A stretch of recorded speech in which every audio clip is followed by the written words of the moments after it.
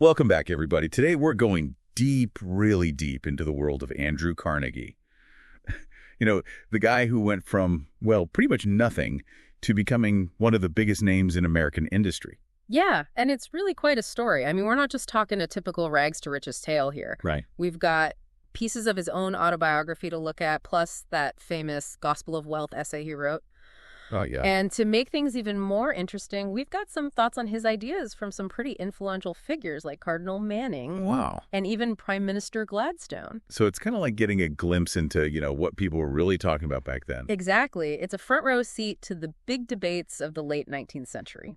So where do we even begin with a guy like Carnegie? I mean, his life was just, well, huge. Well, maybe the best place to start is with his own story. His autobiography is, well, it's full of these incredible stories I'll bet. that really show us, what drove him and how he saw the world, which was, well, pretty unique. Yeah, like that story about him starting out as a bobbin boy when he was only 13. Can you imagine? Oh, I can't even imagine. Being responsible for running a steam engine in a factory at that age. Especially back then. Those things were, well, a lot more dangerous than they are now. Oh, absolutely. I mean, talk about pressure. Right. It's amazing he didn't blow the whole place up. But, I think that story says a lot about his sense of responsibility from a very young age. Yeah, that makes sense. And then there's that story about his first business venture. I mean, it wasn't exactly a lemonade stand, was it? No, not quite. He was trapping rats. Rats. Seriously? Yeah, and then he'd go around selling his rat-catching services. I mean, talk about entrepreneurial spirit. Talk about a niche market, right? Right. But I guess it shows he was always looking for ways to, solve problems and make a buck. Exactly. Always hustling, always thinking. And then, of course, there's the story of Woodruff's sleeping car. Oh, yeah, that's a good one. Carnegie he knew it was going to be huge, like instantly. He even convinced his mother to mortgage their house to invest. Really? Wow, that's serious belief in an idea. That's Carnegie. Always willing to take a chance, but not just any chance. He thought things through, weighed the risks, and then he went all in. So I guess those early experiences, from that bobbin boy with the steam engine to the rat catcher to the sleeping car investor, they kind of shaped his whole philosophy. It seems that way, yeah. Hard work, seizing opportunities, smart risk-taking, it's all there. Which brings us to his famous essay, The Gospel of Wealth. I mean, this is where he really lays it all out, doesn't he? His whole philosophy about, wealth and responsibility and all that. Yeah, he gets right to the point, that's for sure. The central idea is that the wealthy, they have this moral obligation to use their extra money for the good of society. Oh, right. It's not just about making a fortune. It's about what you do with it. Exactly. And he doesn't mince words either. I mean, he says, the man who dies thus rich dies disgraced. Pretty strong stuff, especially coming from a guy who, had such a huge fortune. Yeah, you don't hear billionaires talking like that very often these days. But, he didn't just think you should, throw money at problems, did he? Oh, absolutely not. He was really critical of what he called indiscriminate charity. Just giving money away without really thinking about where it's going or what it's doing. He wanted to make a real difference, right? Not just feel good about himself. Exactly. And he was convinced that a lot of charity was actually doing more harm than good. I mean, remember that quote? Of every $1,000 spent in so-called charity today, it is probable that $950 is unwisely spent. He really thought about it. So that's where he clashes with Gladstone, right? Gladstone was all about private charity, like individuals giving to whoever they wanted. Right, whereas Carnegie was more about a strategic approach. Yeah. Like he wanted to focus on building institutions and supporting initiatives that would create, lasting change. Makes you wonder if that debate's still going on today, with all the talk about effective altruism and philanthropy and all that. Oh, absolutely. It's that constant tension between direct aid and systemic solutions. It really makes you think about what effective giving really means, right? Like, is it about meeting immediate needs or is it about tackling the root causes of problems? It's a question that, I think every donor, big or small, has to grapple with. Now, this next part might sound a little strange, but Carnegie, he actually had some good things to say about poverty. It does sound a bit odd, doesn't it, coming from one of the richest men in the world? Exactly. But he believed that poverty, he thought it could actually cultivate certain virtues. And it's important to understand what he meant by virtue. For Carnegie, it was about, resilience and resourcefulness, and that strong work ethic we were talking about earlier. He argued that poverty often forces people to develop those qualities, while inherited wealth, It could lead to complacency and a lack of ambition. It's a pretty thought-provoking argument. Yeah, it definitely makes you think. And he uses examples of all these great men who came from, humble beginnings. He argued that their struggles were actually, well, essential to their success. Of course, I mean, not everyone who faces hardship ends up achieving greatness, right? Yeah. But I get what he's saying. Adversity can really build character. Don't you think? I think there's definitely something to that, yeah. While we wouldn't, romanticize poverty, it's true that facing challenges can force us to adapt and learn and grow in ways that we might not otherwise. It's about resilience, that inner drive to overcome obstacles. Right, right. And it makes you think about the potential downsides of privilege too, right? Absolutely. And how even difficult experiences, well, they can shape us in positive ways. Okay, so we've covered Carnegie's journey from, poverty to riches and his ideas about wealth and even the surprising idea that maybe there are some good things about being poor. But now let's tackle, the big one, the T word, trusts. I mean, they were a huge source of anxiety back then, right, with all that power concentrated in these giant corporations. Oh, yeah. Trusts were, they're a big deal. But Carnegie, surprisingly, he had a more nuanced view. He kind of saw them as a natural outcome of, economic forces. He did. He argued that they actually benefited society in the long run. His core argument was that cheapness is in proportion to the scale of production. So basically, the bigger the business, the more efficiently it could produce goods. And that would lead to, lower prices for everyone. That's interesting. So he really believed in innovation and economies of scale, right? Like bigger is better. Yeah, he saw trusts as part of that progress, like they were making goods more affordable for everyone. But he wasn't saying that, corporations should have unlimited power, was he? No, that's an important distinction. Carnegie believed that any attempts to completely monopolize a whole industry would ultimately fail. He thought that excessive profits, they would just attract new competitors and, break up any one company's hold on the market. He had this, faith in the market's ability to self-regulate. So basically, competition keeps things in check. It's interesting because we still have these debates today about, monopolies and corporate power and regulations. Yeah, we do. It's a question that never really goes away. Do you think Carnegie was maybe a little too optimistic about all that? Or was he right about, competition keeping things fair? Well, that's a tough one. I mean, it's a complex question, and it's one that I think we're going to keep grappling with, especially as technology keeps changing and, the global economy keeps evolving. It's just a reminder that even seemingly simple economic principles can have, unintended consequences. And finding that right balance between innovation, competition, and regulation, it's an ongoing challenge. Okay, so we've got Carnegie going from basically nothing to becoming one of the richest guys in the world. And we've got his ideas about wealth and even his kind of surprising take on poverty. And then we've got his not so negative view of trust. Right. But what really gets me are his views on labor. I mean, this is where things get really interesting, right? Yeah. Because he was a major employer back then. Huge. In a time when, labor struggles were just starting to heat up. Definitely. It was a time of a lot of change, a lot of tension. So how did Carnegie see all that? How did he deal with it? Well, this is where we see some of that, that complexity and even contradiction in Carnegie's thinking. I mean, he generally viewed unions favorably. He really did. So he wasn't totally anti-union? Not at all. He acknowledged their role in, pushing for better conditions for workers and advancing their rights. And he also believed very strongly in the power of education. He argued that, that educated workers were better equipped to, understand their worth and negotiate for fair treatment. So he was all about empowering workers. Yeah. But at the same time, he was a little cautious about, how much power unions should have, especially if strikes turn violent. Ah, so that's where the tension comes in. Right. He strongly advocated for peaceful negotiation and arbitration, as a way to resolve disputes. So it's almost like he wanted workers to have a voice. Right. But he was also, maybe a little bit afraid of the disruption that a powerful labor movement could cause. Yeah, I can see that. It's a tough balance, right? It is. And you have to remember, this was a time when labor unrest was a major force in society. Strikes could turn violent, and businesses could be shut down for, well, for weeks or even months.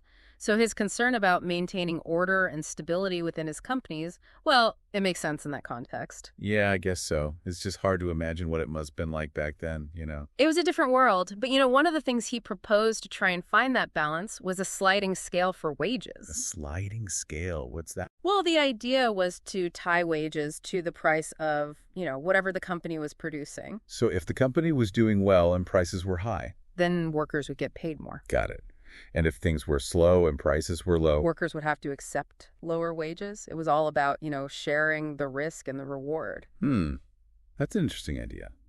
Do you think it would work? Well, it's been tried in various forms over the years with mixed results. Yeah, I can see how it could be hard to get right. It is. The basic idea is to create a sense of, shared interest between workers and employers so that everyone's working together to make the company successful.